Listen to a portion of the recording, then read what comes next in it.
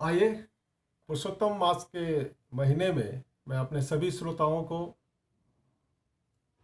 भागवत कर्म करने के लिए प्रेरणा देना चाहता हूँ। मैं यही चाहता हूँ कि इस महीने का सभी हमारे श्रोतागण जो हैं, हमें सुनने वाले जो हैं, इसका लाभ उठाएं। और यकीन मानिए, अगर आप इस पुरुषोत्तम मास में आप कुछ भी अच्छा कर्म करते हैं, आप जो भी अपना कर्तव्य कर्म करते हैं, अच्छा कर्म करते हैं या भगवान का नाम लेते हैं, वो सब आपका बहुत अच्छा फलदायी होगा।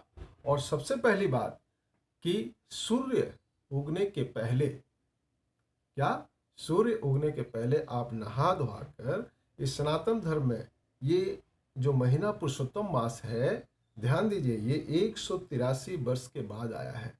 और ऐसा मौका नहीं मिलेगा ये हिंदू धर्म में, क्योंकि हम हिंदू धर्म अपना जो सनातन धर्म से विचलित होते जा रहे हैं, हम उसका ध्यान नहीं दे रहे। आपको अगर ताकत देखना है हिंदू धर्म का, सनातन धर्म का, तो मैं आपको वादा करता हूँ कि इस महीना में आप सवेरे उठकर सवेरे ध्यान कीजिए, प्रभु का नाम लीजिए, सूर्य उगने के पहले आप नहा लीजिए। नहाने के बाद कुछ भी अगर आपको नहीं आता तो भगवान का नाम लीजिए, 10 मिनट भगवान का नाम लीजिए। और वो भी नहीं होता तो अपने माता पिता का सेवा कीजिए, माता पिता का सेवा करें, कुछ भी करें, दान पुण्य करें, जो भी अच्छा काम करेंगे उसका 100 गुना फल आपको मिलेगा। ये हमारे शास्त्रों में है, इसका ध्यान कीजिए इस बात को। और कुछ भी नहीं है तो अपने घरों में भागवत गीता को पढ़ाएं, भागवत गीता पढ़ें।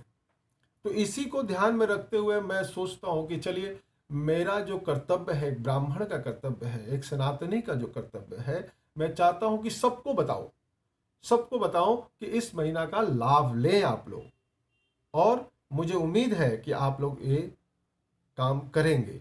तो आइए, हम भागवत गीता का कुछ श्लोक आपको बताते हुए ये कहना चाहता हूँ कि कम से कम आप सुन भी लें, उसका भी कल्याण है। सवेरे उठकर सुन लें। और प्रभु क्या कहते हैं, देखिए प्रभु क्या कहते हैं। आपुर्यमाणमाचल प्रतिष्ठम समुद्र पापम परिसंति यद्युत तदत्कामा यम परिसंति सर्वे स शांति मापनुति न काम कामी। कहते हैं, जैसे संपूर्ण नदियों का जल चारों ओर से जल द्वारा प्रपूर्ण समुद्र में आकर मिलता है, पर समुद्र अपनी मर्यादा में अचल स्थित रहता है, ऐसे ही संपूर्ण भोग पदार्थ जिस संयमी मनुष्यों के विकार उत्पन्न किए बिना ही प्राप्त होते हैं, वही मनुष्य परम शांति को प्राप्त होता है, भोगों की कामना वाला नहीं। अब यहाँ पर क्या है कि हमारे हिंदू धर्म में, सनातन धर्म में, हम क्या है, निष्काम भाव से काम नहीं करते, अपने स्वार्थ के लिए काम करते हैं, इसीलिए दुखी रहते हैं। हमेशा कुछ चाहते हैं, किसी से स्वार्थ चाहते हैं, तभी उसका हम भला करेंगे, ऐसे नहीं करेंगे। इसलिए सनातन धर्म में प्रभु क्या कहते हैं कि जब मनुष्य स्वतः निष्काम हो जाता है, तब आवश्यक वस्तुएं उसके पास स्वाभाविक ही आती है। आप निष्काम भाव से, प्रेम भाव से, किसी के कृपा करने के भाव से आप काम करें, आपके चाहने वाला चीज जो है, जो भी आपकी वास्तविक जो जरूरत है, वो आपको प्रभु जरूर पूरा करेंगे। ये आप दिमाग में अपना रखिएगा। और खास करके इस पुरुषोत्तम मास में खूब पूजा पाठ कीजिए, खूब प्रभु का नाम लीजिए। कुछ भी नहीं आता, हरे राम हरे कृष्ण कृष्ण कृष्ण हरे हरे, हरे राम। कुछ भी आता नहीं तो राम राम कहिए, कम से कम राम राम का जप कीजिए सवेरे उठकर। तो कहते हैं कि वे उसके हृदय में हर्ष आदि कोई विकार उत्पन्न नहीं करती। प्रारब्ध के अनुसार अनुकूल या प्रतिकूल जो भी परिस्थिति प्राप्त होती है, हाँ, प्रारब्ध यानी बीते हुए पहले जो आपने कर्म किया उसके चलते कुछ तकलीफें आती है, लेकिन उसको काटने का समय ये है, उसको खत्म करने का ये समय है। और कहते हैं, उससे इस तत्वज्ञ महापुरुष के अंतःकरण में किंचित मात्र भी राग द्वेष हर्ष शोक आदि विकार उत्पन्न नहीं होते। वह स्वतः सम रहता है, सम मतलब बराबर रहता है, सबके साथ बराबर व्यवहार करता है। परंतु जिसके भीतर संसारिक कामनाएं हैं, जिसके भीतर संस्कारिक कामनाएं हैं, उसे वस्तुएं प्राप्त हो या न हो, वह सदा अशांत ही रहता है। याद रखिएगा। ब्यहम कामन्य सर्वनुमसारति निस्पृह निर्ममो निरहंकार स शांति मध्य गच्छति। कहते हैं कि जो मनुष्य संपूर्ण कामनाओं का त्याग करके स्मरण रहित, ममता रहित, अहंतरा रहित होकर आचरण करता है, वो शांति को प्राप्त होता है। अब यहां पर मोह का मतलब क्या?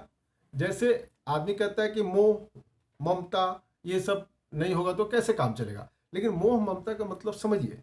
मोह क्या कि अगर आप मान लीजिए कि 4 बच्चे हैं, आपके भाई के बच्चे हैं, आपके बच्चे हैं, सबके बच्चे हैं, आपने 4 फल लेके आया, आपने अपने बच्चों को 2 दे दिया और उन बच्चे को भाई को बोला कि तू छिप के खा ले और इनको आधा आधा करके दे दे।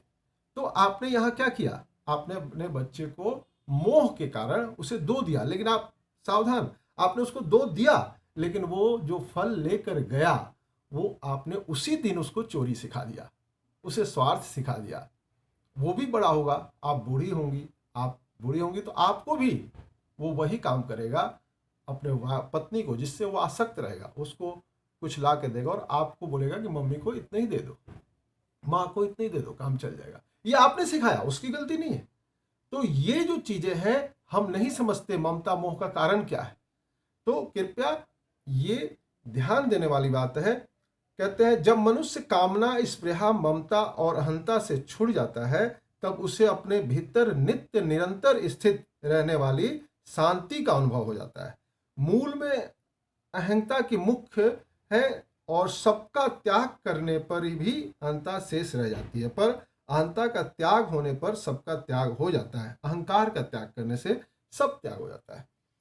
अब ममता का त्याग करना सुगम पड़ता है। ममता का त्याग होने पर कामना, स्पृहा और अहंता का त्याग करने की समर्थ आ जाती है। वास्तव में हम कामना, स्पृहा, ममता और अहंता से रहित हैं। यदि हम इससे रहित न होते तो कभी इनका त्याग न कर पाते, और भगवान भी इनके त्याग की बात नहीं करते। सुषुप्ति अहंता आदि के अभाव का अनुभव सबको होता है, वह अपने अभाव का अनुभव कभी किसी को नहीं होता। अपने कमी किसी को दिखाई नहीं देता। इसलिए आप निंदक, अगर आपको निंदा करता है कोई, तो आप समझिए कि वो मेरा जो है सफाई कर रहा है। उससे सावधान रहिए कि वो निंदा जो कर रहा है वो जरूर मैं गलती कर रहा हूं, इसलिए वो हमें निंदा कर रहा है, और उस गलतियों को सुधारिए। तो एक और कहते हैं, अब अर्जुन को प्रभु, अर्जुन मतलब हम ही लोग हैं। अर्जुन, अगर आप अर्जुन बन जाएंगे तो प्रभु, ये जो आप कभी कभी देखते हैं ना कि क्या है, जैसे 9 घोड़ा रहता है, उस पर प्रभु बैठे हुए हैं और अर्जुन उनसे ऐसे नमस्कार करके बैठे रहते हैं। वो क्या है, उसका आध्यात्मिक चीज क्या है? जो 9 घोड़ा है ना, वो 9 घोड़ा आपका इंद्रिय है। आपका क्या है? 9 इंद्रिया होता है ना, काम, क्रोध, मद, लोभ, ये सब जो 9 इंद्रिया है वो घोड़ा है। और वो घोड़ा क्या हो गया? आपका पूरा शरीर क्या हो गया? रथ हो गया। और दिमाग आपका घोड़ा है। और उस घोड़े का लगाम किसने पकड़ लिया? मान लो कृष्ण ने पकड़ लिया। अगर लगाम कृष्ण ने पकड़ लिया और आप अर्जुन बन जाएंगे तो वो लगाम वो कहीं गलत दिशा में नहीं लेके जाएगा। यानी अर्जुन के तरह आप अगर कृष्ण से पूछिएगा, कृष्ण की बातें कीजिएगा, कृष्ण के बात को सुनिएगा, तो आपका जो बुद्धि रूपी घोड़ा है वो कहीं गलत रास्ते में नहीं जाएगा। इसलिए हम खास करके इस महीने में ये बताना चाहता हूं कि आप लोग इस महीने का फायदा उठाएं। ये हमारे शास्त्रों में है, जो नहीं जानते, हमारे सनातनी नहीं जानते। जो सनातन धर्म हमारा सबसे पुराना धर्म है और इसका ताकत दिखाइए कि सनातन में कितना ताकत है। आप इस महीने में प्रभु का गुणगान गाएं, दान पुण्य करें, जीव को, गाय को रोटी खिलाएं, अच्छा अच्छा काम कीजिए, माता पिता का सेवा करें, तो आपका देखना इस महीने का क्या फायदा होता है। आप जो मन में सोचोगे वो काम होगा। इसलिए ये बातें मैं यही कहकर कल फिर बताऊंगा। मैं चाहूंगा कि आप लोग रोज, मैं पुरुषोत्तम मास के बारे में कुछ खास खास बातें मैं बताना चाहूंगा कि प्रभु क्या कहते हैं, कैसे कहते हैं। ये बात मैं चाहता हूं कि मेरे सुनने वाले ये जरूर करें। और मैं हाथ जोड़ के निवेदन करता हूं कि आप सवेरे उठें और उठकर नहा धोआ कर, कुछ भी ना हो, कुछ भी नहीं आता है तो आपके माता पिता है ना, उनके माता पिता को प्रणाम करें। ये हमारा सनातन धर्म का माता पिता ही सबसे बड़ा आपका गुरु है। उनको प्रणाम करें। उनको आजकल हमारे बच्चे ऐसे नहीं करते, और करके देखिए, माता पिता का आशीर्वाद लीजिए और कुछ नहीं होता तब, और माता पिता का आशीर्वाद लेके उनके साथ, अगर उनको पढ़ने नहीं आता तो पढ़ के उनको भागवत गीता बताए, उनको प्रणाम करे, उनको नाम ले, प्रभु का नाम ले, भजन गाए, ज्यादा नहीं 10 मिनट 15 मिनट भगवान का नाम ले, और अच्छा कर्म इस महीने में 16 तारीख तक कीजिए। आपका मन बदल जाएगा, आप जो चाहते हैं वो हो जाएगा।